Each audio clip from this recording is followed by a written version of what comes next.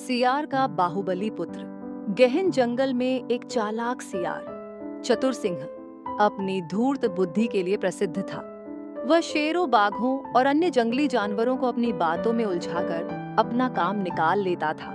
लेकिन उसकी एक बड़ी चिंता थी, उसका पुत्र बलवीर।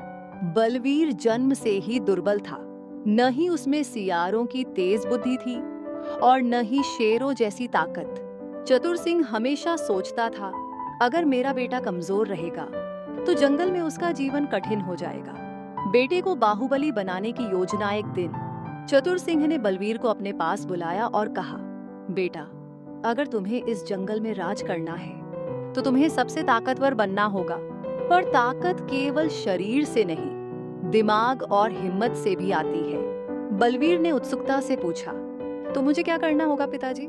चतुर सिंह मुस्कुराया और बोला, तुम्हें शेर की ताकत, हाथी की सहन शक्ति और चील की नजर जैसी विशेषताएं सीखनी होंगी। संघर्ष और परिश्रम। बलवीर ने ठान लिया कि वह अपने पिता की बात को सच करेगा।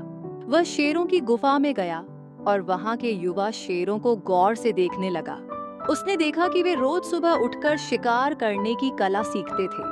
उसने भी धीरे धीरे उनकी तकनीक सीखनी शुरू की। फिर वह हाथियों के झुंड में गया और देखा कि वे एकता और धैर्य से काम करते हैं।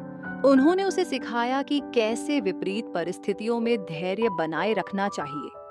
अंत में वह चीलों के पास गया, जहां उसे ऊंचाई से देखने और दूर की सोचने की कला मिली। बाहुबली पुत्र का जन्म सालों की मेहनत के बाद बलवीर न केवल शारीरिक रूप से बलवान हो गया, बल्कि वह एक बुद्धिमान योद्धा भी बन गया।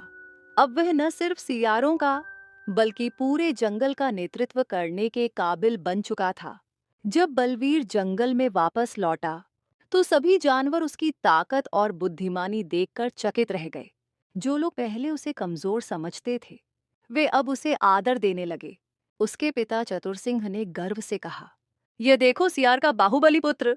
सीख, परिश्रम और धैर्य से कोई भी अपनी कमजोरियों को ताकत में बदल सकता है। केवल जन्म से नहीं, बल्कि सीखने और मेहनत करने से ही व्यक्ति महान बनता है। जो अपनी सीमाओं को पार करने का साहस करता है, वही जंगल या जीवन का असली राजा बनता है।